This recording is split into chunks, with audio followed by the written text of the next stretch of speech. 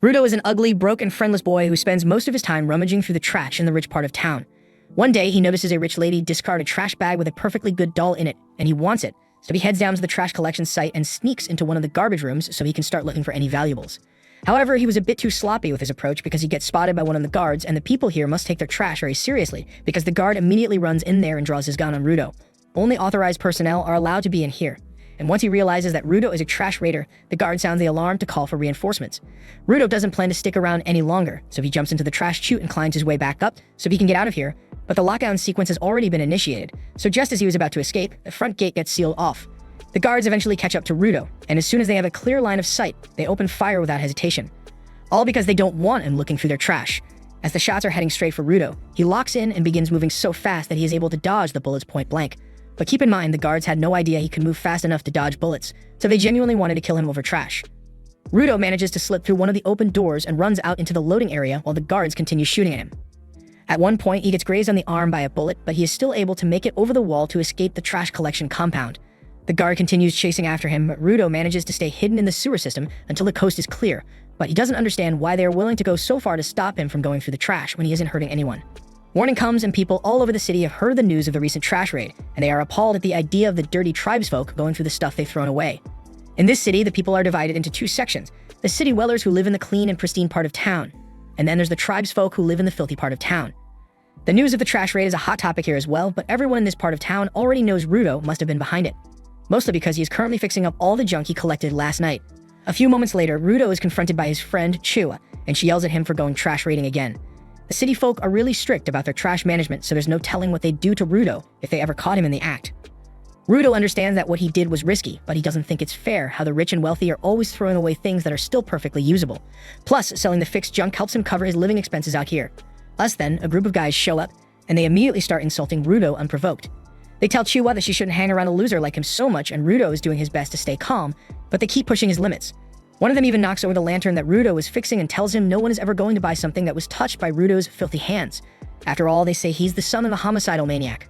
Rudo has been trying to ignore their insults for a while now, but that last comment about his father really struck a nerve with him. The boys keep talking and explain that these slums were originally created as a prison for criminals, and now as the children of those criminals, all of them have to be on their best behavior in hopes of redeeming themselves and being allowed to rejoin the city. But people like Rudo's father screwed it up for everyone by going on a killing spree. The boy has been talking a lot of shit for someone within drop-kicking range, and that last statement officially crossed the line, so Rudo stares at him with a look that means he's about to crash out. He and Rudo look at them with such animosity scares them so bad that they realize it'd be a bad idea to keep messing with him, so they all just slowly walk away. Once they are gone, Rudo silently goes to pick up the lantern that they kicked over since he's used to getting ridiculed for no reason, but to his surprise, Chua is still standing by his side. She even tells him she believes he's a good person, and that's the nicest thing anyone has ever said to him, so he doesn't know how to react. Just then, Chua notices the toy that Rudo fixed up, and she absolutely loves it. She's impressed that Rudo was able to find something so cute in the trash and fix it up. The whole reason Rudo went after the doll in the first place was to give it to Chua as a present, so he is happy to hear that she likes it, but before he could explain that it's a gift, Chua's mother shows up and tells her it's time to go home. Chua gets up and says goodbye to Rudo before walking home with her mother, and Rudo is disappointed that he missed his chance to confess. After that, Rudo heads home too, but as soon as he gets inside, he finds Recto standing there with a wide smile on his face. He was spying on Rudo earlier, so he looks him dead in the eyes and repeats Rudo's failed confession word for word. Rudo gets flustered and yells that spying on his private moments isn't cool, but that aside, Recto wants to talk about that little trash raid stunt Rudo pulled last night. Recto admits that they are poor, but they aren't poor enough for Rudo to need to risk his life looking for valuable junk. Rudo insists that it's not that risky since he has never been caught before, but Recto points out that Rudo was spotted last night and he nearly got captured. Recto understands that Rudo is only trying to pay him back for everything he has done for him since they aren't related by blood, but as far as Recto is concerned, Rudo is his son, so he doesn't need to pay him back for anything. Recto found Rudo abandoned as a baby and took him in as his own, and he has always known that Recto saw him as family, so it's not like he feels guilty or anything. He just wanted to show some respect by helping him out a little as family. Just then, Recto spots the wound on Rudo's arm and asks if he got shot yesterday. Rudo tries to deny it, but it's obvious that his arm is injured, so Recto tells him to roll up his sleeve so he can treat it. And while he's at it, he says he will change the bandages on Rudo's arm. Once he is done treating Rudo's wound, he reminds him to stay away from the trash site from now on because next time he might not be lucky enough to come out of it with minor injuries. Rudo assures Recto that he really is fine because compared to the wounds that his biological father left him with, a little scratch on his shoulder isn't a big deal. The mood shifts as soon as Rudo mentions his father because it's not a fun topic to discuss. In this city, major crimes are punished with an immediate death sentence and offenders are dropped into the pit without a second thought. Rudo's father was thrown into the pit for the crimes he committed, and Recto doesn't want the same to happen to Rudo, so he asked him to be more careful from now on. Rudo's hands have been pitch black for as long as he can remember, and as if that wasn't bad enough, he occasionally gets episodes of crippling pain from them. People have always looked at him with disdain upon seeing his injury, but Recto was different. He gave Rudo a set of gloves that helped manage the pain he felt, and Rudo has treasured them ever since. All that aside, Recto tells Rudo that he had better make a move on Chiwa soon, otherwise someone else might win her over before he gets the chance to confess, but Rudo really doesn't want to talk about that right now. But while Recto and Rudo are busy bickering inside, a mysterious masked man is standing outside and staring at their house ominously. The next morning, Rudo is trying to learn to smile since Recto told him it would make him more approachable, but after practicing for a few minutes, Rudo realizes he's just plain ugly, so no amount of smiling is going to help. However, he does still want to give Chiwa the doll, so he decides to head over to her house. On his way, he thinks about the pit and how it is considered a huge trash dump both literally and figuratively. All the city's trash is thrown in there, and anyone caught committing a crime and deemed useless to society ends up in there as well. Public executions are held like this fairly often, but Rudo has always wondered what actually happens when someone is sent down there. Just then, Chiwa happens to show up and she thinks it's awful how people get thrown into the pit all the time. From what she has heard, the slums were built on the edge of the city specifically to remind all the tribesfolk that if they step out of line, then they'll be thrown in the pit without question. Everyone who lives here has no choice but to watch as more and more people get thrown in there, but Chiwa really doesn't want that to happen to him. She understands that he doesn't agree with how the rich people waste perfectly good stuff, but if he continues putting himself in danger like that, then it will only be a matter of time before he gets caught. Rudo laughs a little because Recto said the same thing to him last night, and Chiwa, that's probably because Recto loves Rudo just as much as she does. Rudo continues laughing for a second, but then it dawns on him that Chiwa just said she loves him, and as soon as Chiwa realizes what she said, she gets flustered and starts trying to explain that she didn't mean it in a weird way. This is the best chance Rudo is ever going to get, so he holds out the doll and tells Chiwa that he got this for her because he thought she might like it. Chiwa is overjoyed by the thoughtful gift and tells Rudo that she'll treasure it forever, but this went way better than Rudo expected, so he isn't sure how to react right now. He eventually decides to run off before his ugly face makes Chiwa change her mind, and now that he has finally made progress, he wants to go home and tell Recto all about it. However, as he is running around the corner, he accidentally bumps into a bunch of guards from the inner city, and they barely even acknowledge his existence before walking past him like a piece of trash. Apostles showing up in the slums is never a good sign, but right now, Rudo couldn't care less about that because he needs to go brag to Recto about his love life. He eventually makes it home, but as soon as he opens the door, to his absolute horror, he finds the masked man with a sword plunged into Recto's chest. The masked man pauses for a moment out of surprise at Rudo's sudden appearance, but then he goes back to what he was doing and pushes the sword deeper into Recto's chest. Rudo refuses to let Recto die in front of him, so he tries fighting the masked man off, but in less than a second, he ends up slammed against the wall and barely able to move. He got beaten so badly that he doesn't even remember how it happened, and the masked man is barely even acknowledging Rudo as a threat. He's fairly certain that Recto won't survive now, so the masked man slowly gets up and begins walking out the door. Rudo doesn't want to let him get away, so he yells at the murderer to stop, but that doesn't work, so he tries mustering up as much strength as he can so he will be able to chase after him. However, he suddenly hears Recto trying to speak, and helping Recto takes priority over getting revenge right now, so Rudo rushes over to his side. He tries to assure Recto that he will get help, but there's not much that can be done when you've got a sword sticking out of your chest, so Recto grabs his shirt and tells him to get out of here as fast as he can. Rudo doesn't understand why Recto would say that, but a moment later, he gets shot in the back by a taser and is pinned to the ground by the city guards. They accuse him of murdering Recto, and no matter how much Rudo tries to explain that he isn't the one who was responsible for this, they refuse to listen to him, and one of them even punches Rudo until he goes unconscious. By the time Rudo wakes up, he finds himself tied to the execution stand dangling over the pit, while an apostle condemns him for a crime he didn't commit. The people of the slums already didn't like Rudo, so many of them oppose his execution. But Rudo is left wondering how things could have ended up this way. He didn't do anything wrong, yet dozens of people are currently yelling for his execution. He looks out into the crowd, pleading for someone to believe that he is innocent, but all the faces he sees are looking at him with nothing but contempt.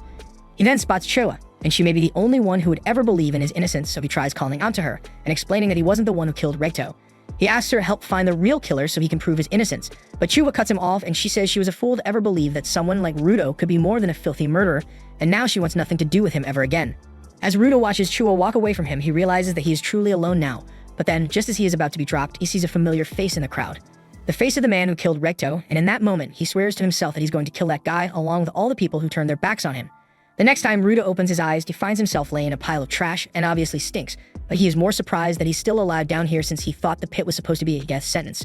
He looks up and sees vast expanses of wastelands as far as the eye can see, but then he hears a loud rumbling sound coming from behind him.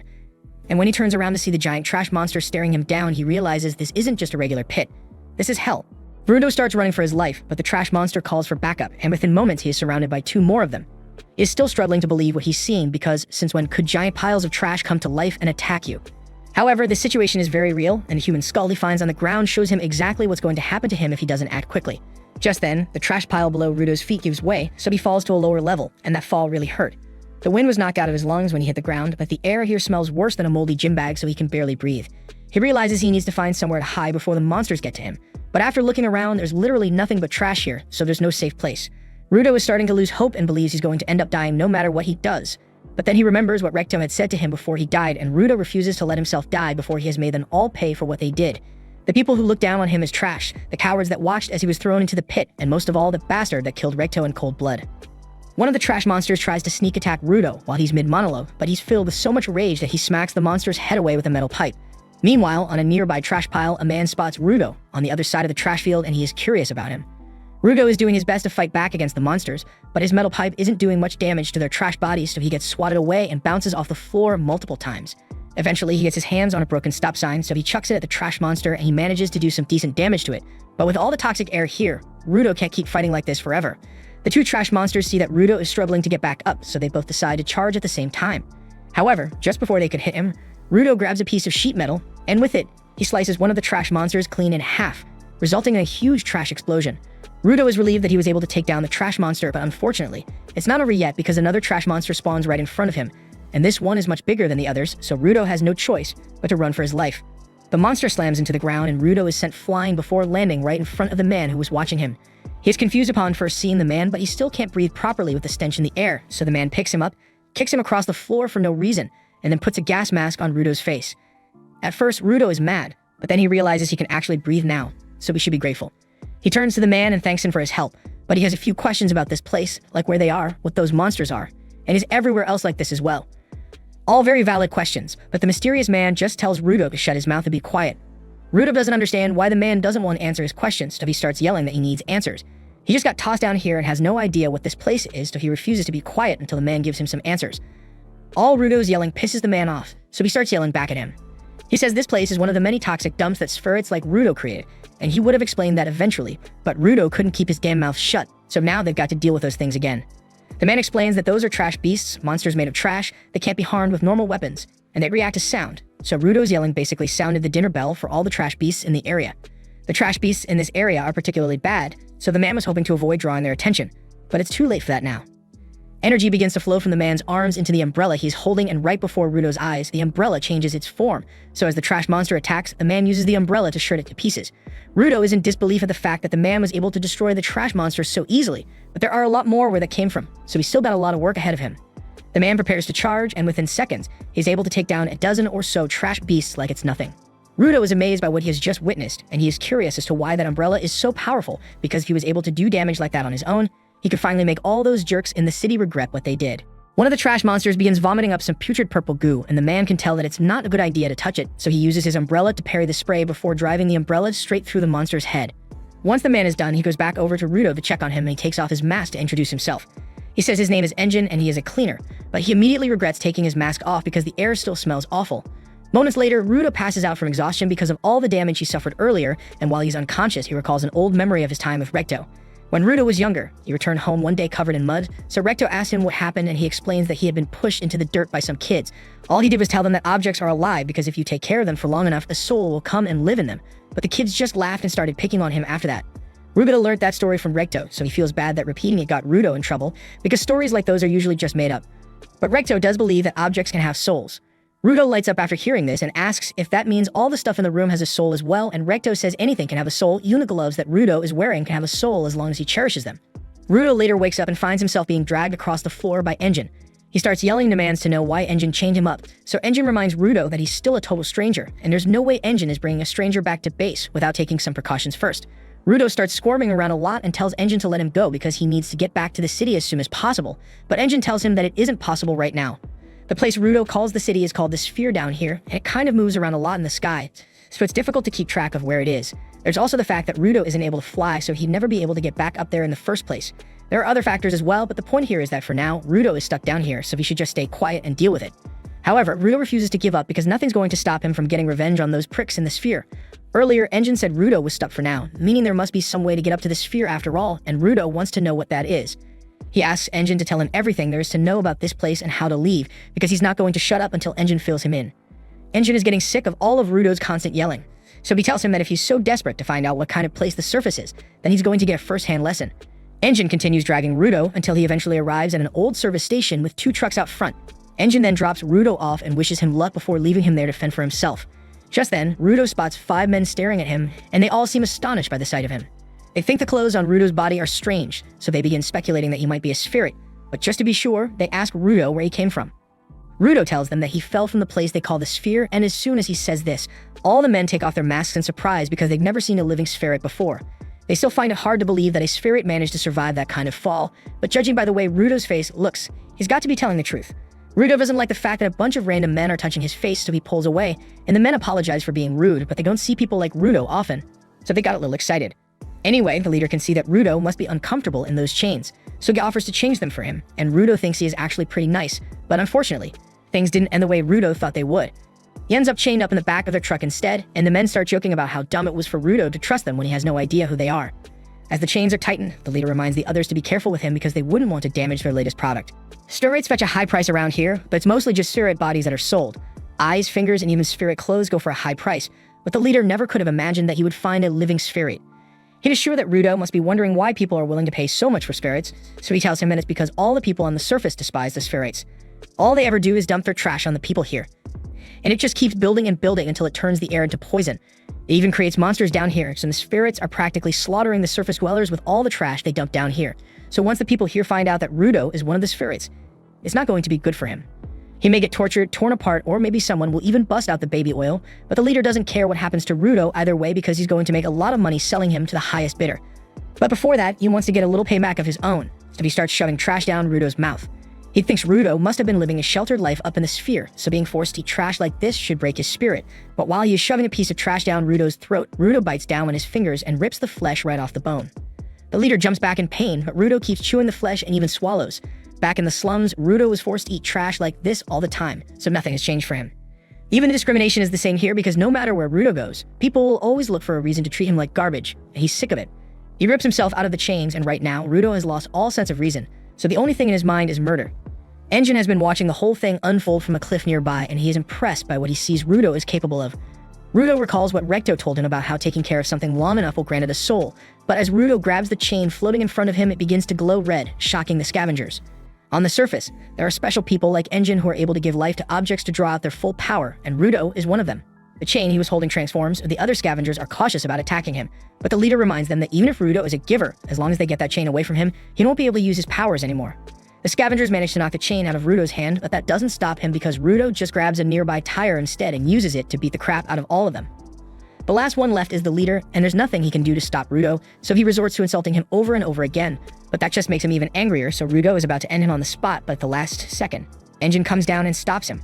Rudo finally snaps out of it, and the tire he was using crumbles to dust moments later. Rudo has no idea what just happened or how he did all that, but he has a feeling that it has something to do with his gloves. Engine apologizes for ditching Rudo here, but he had to see what Rudo is capable of, and now that he knows Rudo is a giver, he wants to offer him a deal. He will tell Rudo anything he wants to know, and in exchange, Rudo will have to come work with him and the rest of the cleaners. But after everything that has happened, Rudo is done trusting people, so he tells Engine nope. Anyway, Engine kidnaps Rudo. It was pretty easy considering how badly Rudo was hurt, so he took him to a doctor to have him patched up. While he's there, Engine informs one of his teammates that he has found a talented kid to join their team.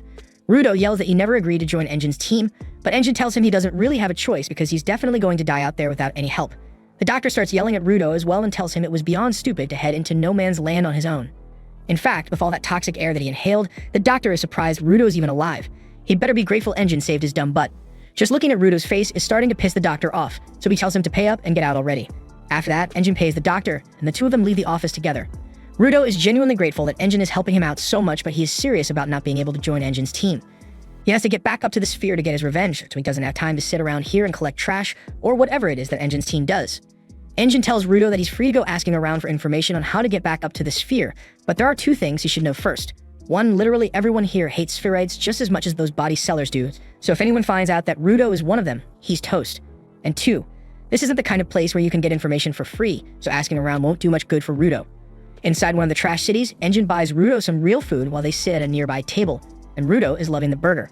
He's a little surprised since he always imagined the pit being nothing but trash. However, now that he has seen it for himself, this place just looks like a regular city with trash everywhere. Engine decides to give Rudo a little info about this place, So he starts explaining how trash can often come with a mix of emotional power called anama. This anama sometimes gathers into one large mass, which in turn gives rise to the trash beasts Rudo had to deal with. Trash beasts attack humans on sight, but they tend to stick around the dumping sites, so the people in the city don't have to deal with them often. But there is the occasional incident where a trash beast terrorizes a city. Furthermore, it's not easy to take out trash beasts. You need to destroy their cores, and that can only be done using special equipment like Engine's umbrella or Rudo's gloves. It may seem like ordinary stuff, but given enough time and care, anama will inhabit any object, making it an effective weapon against trash beasts. However, there are only a few people who are capable of drawing out the anama in these vital instruments, givers, and Rudo just so happens to be one of them. Engine tells Rudo that he is a cleaner who works for an organization of trash beast exterminators, and they need all the givers they can get, so he wants Rudo to come work with him. Rudo asks if he's really going to tell him how to get back to the sphere if he works with him, but about that, Engine has no idea how to get to the sphere. He just lied earlier to make sure Rudo would pay attention to his pitch. Rudo is understandably pissed that Engine lied to him, but Engine says his boss is a lot more up to date on the things that happen here, so he probably know of a way for Rudo to return to the sphere. Rudo is frustrated that he now has to meet Engine's boss just to maybe have a shot at getting back up to the sphere. A few moments later, Engine gets a call, so he needs to go take care of some business real quick. But before he goes, he gives Rudo a bag of money and tells him he can do whatever he wants with it in the meantime. Rudo is shocked by Engine's generosity and asks him if it's really alright for him to take this, but Engine has no problem with it, especially since that's the money he earned by selling Rudo's spheric clothes. Rudo hadn't really thought about it before now, but his clothes are actually missing, and he's angry that Engine would sell them without his permission. But in Engine's defense, wearing spheric clothes around here would only draw unwanted attention, so he was actually doing Rudo a favor. Anyway, he walks off before Rudo gets a chance to yell at him, but while Rudo wasn't paying attention, a cat jumps down from one of the signboards and it snatches the money on the table before running away. Rudo isn't about to let himself get robbed by a cat, so he starts chasing it down the alley it ran into. The cat is really fast, so Rudo won't be able to catch it with his bare hands at this rate. To make things easier for himself, Rudo grabs a nearby stick to catch the cat, and while it does help him pin it to the ground, he failed to realize that the stick actually belongs to someone, and that someone is not happy. He accuses Rudo of robbing him, but Rudo has no idea what the guy is talking about since he doesn't remember stealing anything from him. Zanka tells Rudo that he's talking about the stick in his hand, but Rudo has no idea that a regular old stick could be so important to someone.